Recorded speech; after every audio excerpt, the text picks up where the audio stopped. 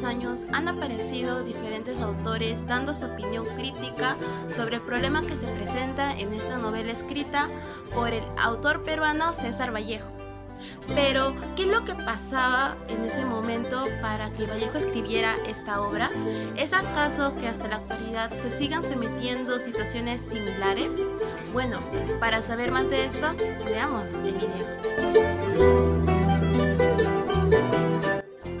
César Abraham Vallejo Mendoza nació el 16 de marzo de 1892 en Santiago de Chuco, pueblo fundado en el siglo XVI en la Sierra de la Libertad por mineros españoles. El nombre del pueblo es mitad español Santiago y mitad andino Chuco. Sus padres fueron Francisco de Paula Vallejo Benítez y María de los Santos Mendoza Turinero. Ellos eran hijos de curas españoles y madres indígenas. César Vallejo tuvo 10 hermanos. Fue el último hijo de una empobrecida familia. El hogar, la vida semi-rural y la escuela de Santiago de Chuco fueron los espacios donde transcurrieron los primeros años de la vida de Vallejo. Ninguna de estas imágenes que vio en estos tempranos años serían olvidadas, todas aparecerían después bellamente recuperadas en sus poemas. César Vallejo cursó sus estudios en su tierra natal, Santiago de Chuco. Luego se dirigió a Huamachuco para proseguir sus estudios secundarios en el Colegio Conas en el año 1905. En el colegio fue un alumno por encima del promedio y obtuvo diplomas de honor en cursos como aritmética demostrada, geología y mineralogía, cursos que indicaban un primer interés por las ciencias exactas. Y efectivamente, a pesar de ya haber escrito algunos versos, el joven Vallejo les confesaba a sus amigos que sentía una gran inclinación por la medicina. Al terminar el colegio, suele realizar trabajos menores, para de esa manera poder sustentar su vida universitaria. Después recurre a sus estudios universitarios y empezó en la Universidad de Trujillo, iniciados en el año 1910. Luego en la Facultad de Ciencias de la Universidad Nacional de San Marcos en Lima. Pero, debido a su escasez económica de su familia, tendría que abandonar ambas universidades por un tiempo.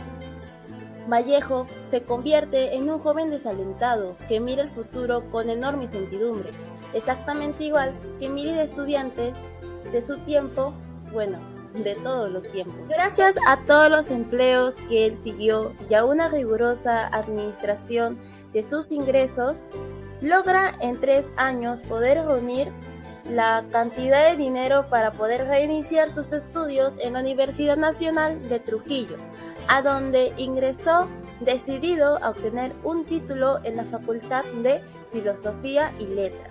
Años después, efectivamente, obtendría el bachillerato con su tesis de El romanticismo de la poesía castellana. Vallejo decide regresar a la ciudad de Quiribilca con el objetivo de poder costear sus estudios. Es allí donde decide trabajar en la minería y se da cuenta sobre la explotación, sobre la baja paga que recibían los mineros, en la cual decide como experiencia para poder publicar su anhelado libro publicado en el año 1931, en la cual trata sobre la discriminación hacia los mineros. Una novela que presenta la historia de los abusos de una empresa minera estadounidense, una complicidad con el gobierno local, trabajadores que son sometidos a una brutal explotación, una crítica social con un mensaje político. Acompáñame a ver todo esto dentro de El Tungsteno, de 1931. En el primer capítulo de la novela El Tungsteno se habla sobre el abuso de José Merino hacia los soles, ya que éste intercambiaba sus bienes por baratijas, es decir, sus tierras de maíz por espejos o cerámicas que no tenían valor monetario, pero para ellos lo era todo. En el segundo capítulo tratamos de lo que José Marino puede llegar a hacer lo que sea para poder complacer a los ingenieros que forman parte de la minería Social Mining, en la cual Mr. Tal le pide traer 100 peones, porque los peones anteriores habían renunciado por la dura mano de obra, por la baja paga, y eso lo puso a José Marino en un gran aprieto. Por otra parte, tenemos a la oficina de Nueva York que hostigaba demasiado al ingeniero Mr. Mick, ya que necesitaban muchas cantidades de tungsteno, porque se podía aproximar una supuesta guerra. Es por eso que él incursiona un viaje hacia Colca, y ahí a su conocido Luna le pide que pueda perseguir a varios indios que habían salido prófugos. Ellos regresan luego de días y los dos presuntos indígenas que se habían escapado, quienes eran Isidoro y Braulio, llegan en condiciones muy lamentables. Es por estables, en donde Braulio fallece durante el juicio que se daba a cargo del juez Arteaga. Y es ahí donde el heredero del pueblo, Huanca, exalta y suelta una voz de protesta, en donde todo el pueblo por primera vez se une y dice, basta. Es ahí donde los policías arremeten de ellos, falleciendo miles de personas y al mismo tiempo entrando a la cárcel otro montón de ellos. Al día siguiente, de una manera muy triste y sin que ellos mismos lo supieran, fueron llevados a trabajar a las minas. Este hecho es muy inescrupuloso, lo cual vendría a ser un atentado a todos los derechos humanos existentes. El Tuxteno, como una novela social imperialista, relata la conmoción y la injusticia hacia los más fieles indios. En una parte de la obra, Vallejo nos relata la historia de una joven llamada Graciela que fue violada y asesinada por parte de los generales, ya que los generales en ese tiempo tenían gran poder. Los familiares de Graciela buscaban justicia, buscaban una explicación, ya que a ellos se les dijo que Graciela había muerto a causa de un paro cardíaco. Los familiares, yendo a buscar a los generales le dijeron que no crean tonterías, que no crean chismes así fríamente, siendo eso un acto tan inhumano.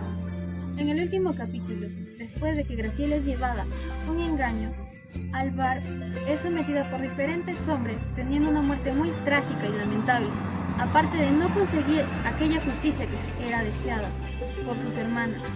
Damos un salto en el tiempo donde los hermanos Marino están teniendo éxito con su comercio y eventualmente se encuentran con una persona que había sido llevada en contra de su voluntad para trabajar en la mina, y uno opina que sería mejor que el pueblo tenga el poder, pero Benítez menciona que sería mejor que aquellas personas que tienen el estudio obtengan el poder, dándonos una reflexión de que sería mejor que aquellas personas que han tenido estudio protejan y defiendan a aquellas personas que no los tienen. César Abraham Vallejo Mendoza escribe El Tungsteno, el cual trae consigo un mensaje político. Esta es una novela indígena de protesta social contra la explotación de los indios por parte de la empresa minera. El tungsteno tiene dos propósitos principales. Por un lado está la actitud de los empleados para trabajar para una empresa minera, y por el otro lado se encuentra la violación y asesinato de la Graciela, la cual es una nativa del pueblo en donde se desarrolla el tungsteno. En ambos casos, los protagonistas llegan a ser los hermanos Marino. La novela, desde un punto marxista e indigenista, nos hace notar cómo se intenta aumentar el conocimiento de los problemas sociales que hay en el Perú y cómo estos vienen derivados de un persistente sistema colonista de opresión política, económica e ideológica, y cómo estos son puestos sobre un pueblo indígena oprimido, además de mostrarnos cómo las personas pueden llegar a lastimar a otras para poder adquirir más poder. En el siglo XX, el crítico literario Louis Foucault, en 1952, aseguró que es una novela con la intención de informar los esenciales pensamientos marxistas, explicando que la obra consiste en una tentativa por parte de Vallejo de producir un libro de ficción combatiente, un instrumento literario al servicio de la acción del proletariado.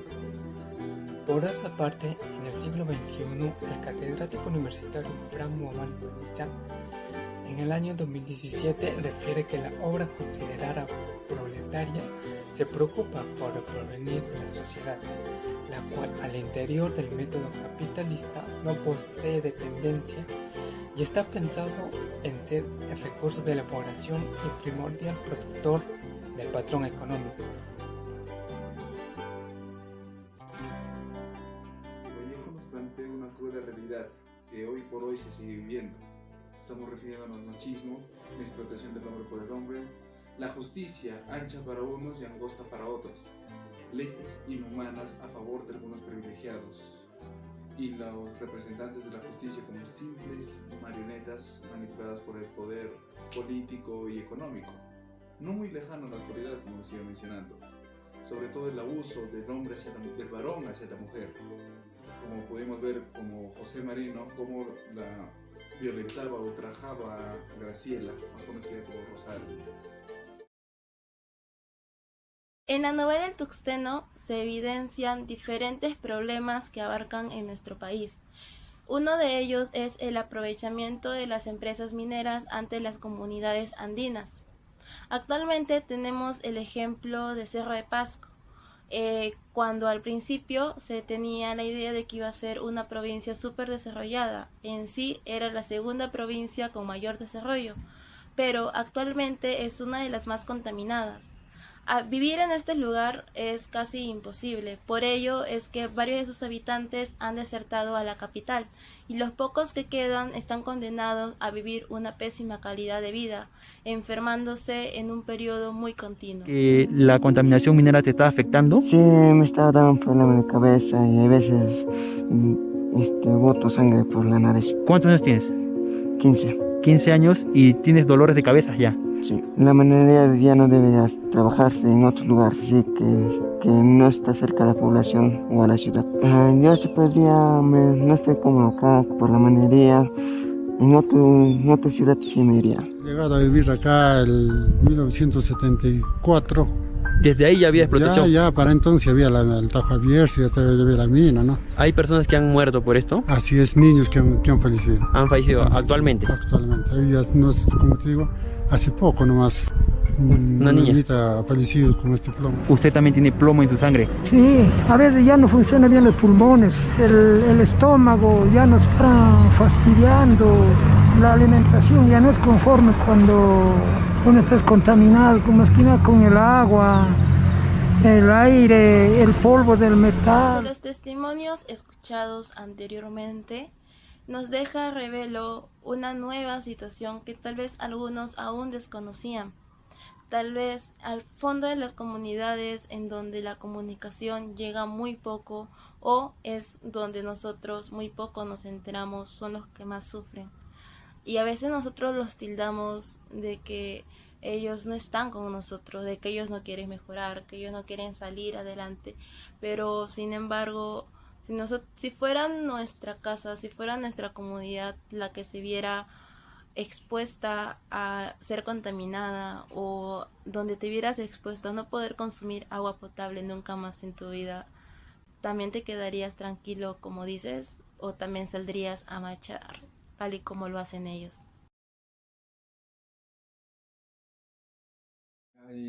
Las empresas mineras creo ahora están tomando conciencia y están haciendo remediaciones, ¿no? del ambiente, están curando, están poniéndole, sembrando plantas, arbolitos, ¿no? Para que, tú sabes que los árboles son el pulmón del mundo, ¿no? Algunas empresas también están realizando un tratamiento de aguas ácidas, creo es para proteger el agua y no contaminar, ¿no? los ríos, los riachuelos, ¿no? Cabe resaltar que la empresa minera que funciona en Cerro de Pasco es una de las más antiguas en el Perú, teniendo un funcionamiento desde 1915. Es por eso que lo que menciona el ex minero es muy bueno que las nuevas empresas que están poniendo su mira en el Perú tengan esta responsabilidad social y ambiental, poniendo en práctica actividades que nos van a llevar a tener un mejor desarrollo y comunicación con las comunidades andinas.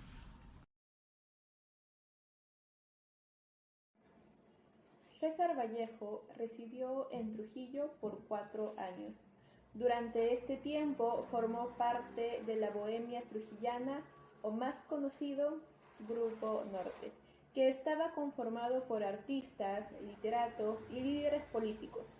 Antenor Orrego y José Eudoxio Garrido eran los dirigentes de este grupo, y entre sus miembros más destacados estaban César Vallejo, Juan Espejo Asturrizaga, Francisco Sandoval, Víctor Raúl Haya de la Torre, Macedonio de la Torre, Alcides Espelucín y Ciro Alegría. Este grupo estaba asociado con el modernismo. Era mucho más que proponer nuevos modos de la expresión artística. Lo que ellos buscaban era escuchar el manante sentimiento para poder crear otros modos de hacer política y de hacer poesía. Este grupo ayudó a Vallejo a definir su vocación literaria e influyó en la madurez de su personalidad. Gracias al Grupo Norte, Vallejo amplió su horizonte literario. Los bohemios lo ayudaron a publicar sus primeras composiciones poéticas, que estuvieron en el diario La Industria y en la revista Balnearios. Vallejo llega a ser docente del primer grado en el Colegio de San Juan, teniendo también como alumno al gran escritor peruano Ciro Alegría. Tras su regreso a Santiago de Chuco, Vallejo fue injustamente encarcelado, teniendo en ese proceso una vida muy injusta, llena de sufrimiento. El momento más grave de mi vida fue mi prisión en una cárcel del Perú. Tras la liberación, decide viajar al extranjero, decide irse a París, siendo ahí donde conoce a su amada esposa George. George se convierte en uno de los grandes pilares en la vida de Vallejo. Vuelve a Trujillo en 1912 y trabaja como ayudante de cajero en la azucarera roja de El Valle de Chicago. Allí presencia nuevamente el maltrato del que eran objeto los trabajadores indígenas.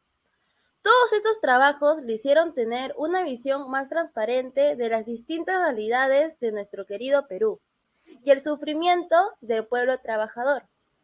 El joven Vallejo le incomodaba los abusos de los poderosos. Todos estos trabajos le habían dado una realidad muy diferente a la de Santiago de Chuco. Vio los contrastes del país, supo de la soberbia de los poderosos, de la miseria de los trabajadores de las minas y de los latifundios azucareros. Sintió lo que él mismo llamó después la cólera del pobre, lo cual le motivó a descubrir cuál era el funcionamiento en la práctica de las ideas marxistas. Para ello, viajó 3 veces a la Unión Soviética, en el lapso de 4 años. Producto de estos viajes fueron 2 libros de carácter periodístico, Rusia 1931, Reflexiones al pie del Premium y Rusia, el segundo plan quincenal. Se piensa que Vallejo era un hombre permanentemente triste, porque la mayoría solamente se basa en los aspectos exteriores de su poesía. Se ha creado un Vallejo siempre necesitado, huráneo. Pero lo cierto es que pocos recuerdan los aspectos luminosos de su personalidad. Muchos se lamentan que ha sido el poeta llorón, algunos lo titulan, pero no es eso, sino que él sintió en carne propia el dolor del pueblo peruano, el dolor del pueblo humilde, el dolor de los pobres de nuestro Perú. Y aunque falleció joven, a los 36 años, ese tiempo le fue suficiente para dejar en sus poemas el testimonio de su lucha. Olió no solo con las palas, sino de aquella que libró por alcanzar, la tarea esencial de un gran poeta. Es por ello que debemos de promover este tipo de literatura, este tipo de novelas, pero sobre todo investigar y reconocer y conocer muchos más autores que como César Vallejo exponen y denuncian situaciones que pasan en lo más al fondo de nuestro país, en comunidades que a veces la comunicación aún no llega. Cuando estoy dentro la mina, ruego a